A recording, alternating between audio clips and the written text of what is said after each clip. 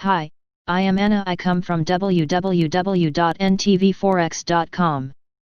US GDP broad-based spending declines in Q2 Wells Fargo. http ntvforex.com News ID 50A416.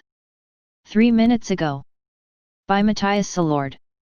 The U.S. economy contracted at a record 32.9% during the second quarter. According to analysts at Wells Fargo, monthly data suggest that GDP should bounce in Q3. However, they warn uncertainties related to the pandemic to continue to cloud the outlook later this year. Key quotes. The only area of growth was the 17.4% rise in federal government spending, which largely reflects the administrative costs of the PPP loans that were extended during the quarter. The big drop in real GDP in the second quarter largely reflects the collapse in economic activity that occurred in late March and April. But monthly data show that the economy bounced starting in May. Our current forecast looks for real GDP to grow at an annualized rate of roughly 18% in Q3. Recent weekly indicators suggest that the economy is losing momentum again as COVID-19 cases have spiked in recent weeks.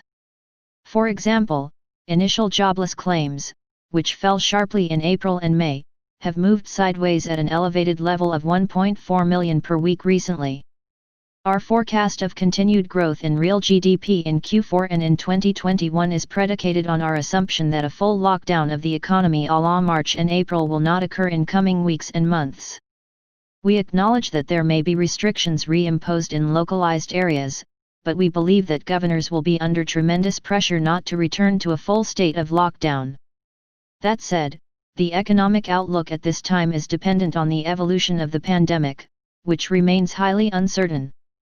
Subscribe our channel to receive the news as soon as possible.